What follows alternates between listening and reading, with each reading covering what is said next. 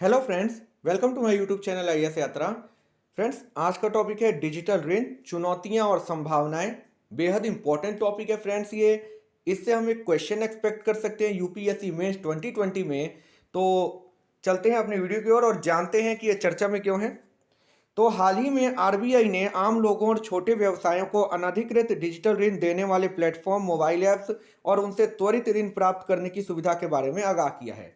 तो friends, digital ऋण से जुड़ी हुई एक दुखद घटना अभी हाल ही में हमारे सामने आई है, जिसमें एक लड़की ने डिजिटल तरीके से केवल 5,000 रुपये का उधार लिया था या लोन लिया था, और उसको वापस करने के लिए उस पर इतना दबाव बनाया जा रहा था, इतना तंग किया जा रहा था कि उस लड़की को अंततः आत्महत्या करनी पड़ी।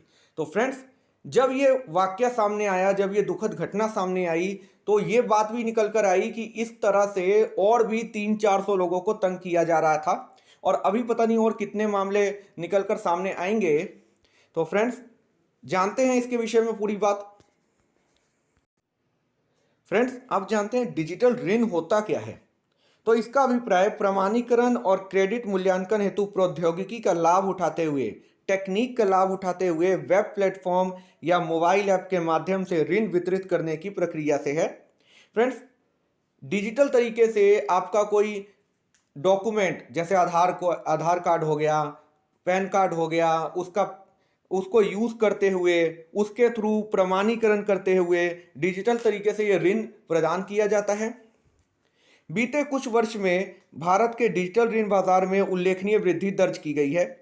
जहां एक और वित्तीय वर्ष 2015 में भारत में डिजिटल ऋण बाजार का कुल मूल्य 33 बिलियन डॉलर था, वहीं वित्तीय वर्ष 2020 में यह बढ़कर 150 मिलियन डॉलर पर पहुंच गया।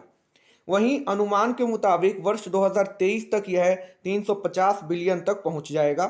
बैंकों ने डिजिटल ऋण बाजार में नए अवसरों का लाभ प्राप्त करने के लिए अपने स्वतंत्र डिजिटल ऋण देने वाले प्लेटफॉर्म लॉन्च किए हैं।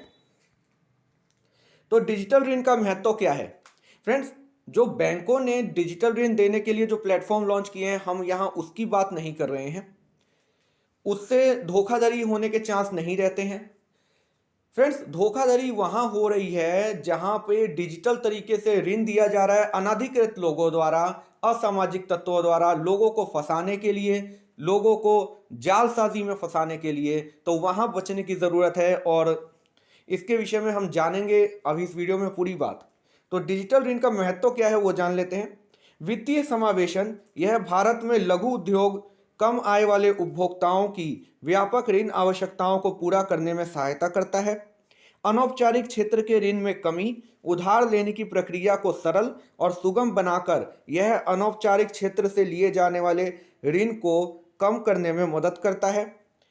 चूंकि परिवार, दोस्तों और साहूकारों से ऋण प्राप्त करना अपेक्षाकृत अधिक सुविधाजनक होता है, इसलिए भारत में ऋण का यह माध्यम काफ़ी प्रचलित है। हालांकि इसमें कई बार अधिक अनुचित ब्याज दर चुकानी पड़ती है।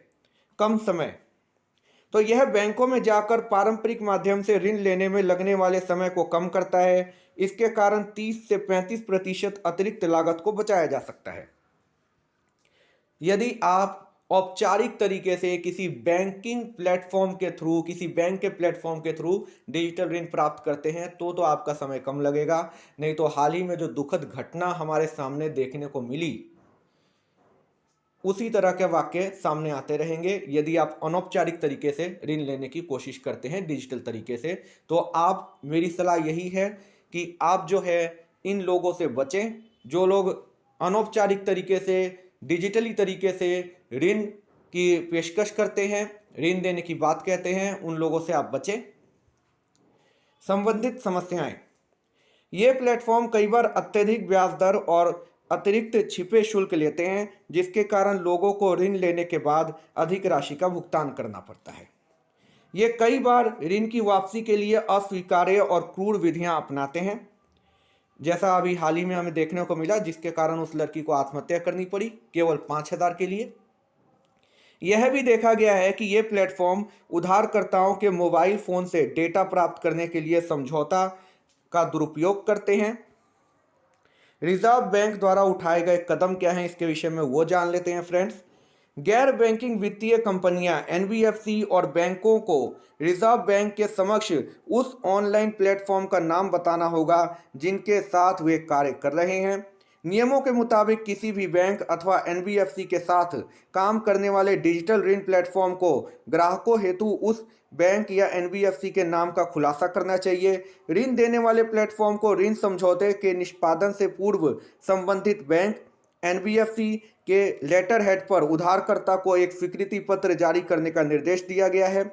नियम के अनुसार रिजर्व बैंक के साथ पंजीकृत बैंक, गैर बैंकिंग वित्तीय कंपनियां या एनबीएफसी और अन्य संस्थान जो सांविधिक प्रावधानों के अंतर्गत राज्य सरकारों द्वारा विनियमित किए जाते हों द्वारा ही वैध सार्वजनिक ऋण देने की गतिविधि शुरू की जा सकती है। फ्रेंड्स, अब बात कर देते हैं भारत का डिजिटल इकोसिस्टम क्या है उस विषय में। बैंकों ने अपने ग्राहकों को बेहतर सेवा देने के लिए फिनटेक कंपनियों के साथ भागीदारी की है। फ्रेंड्स, फिनटेक का मतलब उम्मीद करता हूं कि आप जानते होंगे। फिन का मतलब होता है फाइनेंशियल, टेक का मतलब होता है टेक्निकल। तो भारत सरकार ने विमुद्रीकरण के बाद से देश में डिजिटल इकोसिस्टम को बढ़ावा देने के लिए कई प्रयास किए हैं, जिसमें यूपीआई, यूनिफाइड पेमेंट सिस्टम या यूनिफाइड पेमेंट इंटरफेस, जनधन योजना, आधार सक्षम भुगतान प्रणाली या आधार अनेबल्ड पेमेंट सिस्टम आदि शामिल है। आगे की राह जान लेते हैं। यह कहना गलत नहीं होगा कि भारत एक डिजिटल ऋण क्रांति के कगार पर खड़ा है और इस क्रांति को सफल बनाने के लिए यह सुनिश्चित किया जाना आवश्यक है कि ऋण व्यवस्थित और वैध तरीके से प्रदान किया जाए। चूंकि इस प्रक्रिया में कई लोगों की पहुंच उपभोक्ताओं के संवेदनशील डेटा तक होती है, इसीलिए इस संबंध में कानून बनाया जाना काफ़ी आवश्यक है। उदाहरण के लिए, कानून के माध्यम से यह तय किया जा सकता है कि सेवा प्रदाताओं द्वारा किस प्रकार का डेटा एकत्रित किया जाएगा और उस डेटा का उपयोग किस कार्य के लिए किया जाएगा।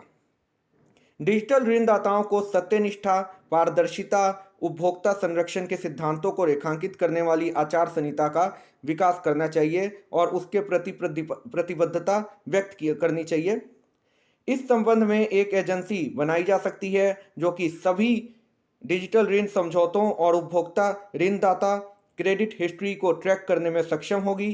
तकनीकी स्तर पर सुरक्षा उपायों के अलावा डिजिटल ऋण के बारे में जागरूकता फैलाने के लिए उपभोक्ताओं को शिक्षित और प्रशिक्षित करना भी आवश्यक है।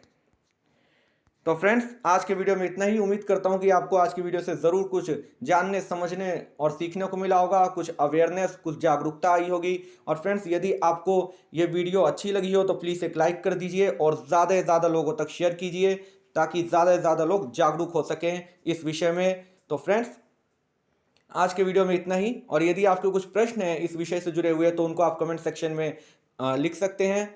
उसका मुझे आंसर करने में खुशी होगी और मैं जल्द से जल्द उसका आंसर करने की कोशिश करूंगा। तो सब्सक्राइब कर लें फ्रेंड्स मेरे चैनल को, इसी तरह की वीडियो नोटिफिकेशन पाने के लिए डेली करंट अफेयर से रिलेटेड, और बेल आइकन को दबा दें ऑल की नोटिफिकेशन के साथ। तब तक के लिए friends, goodbye, take care, thank you for watching.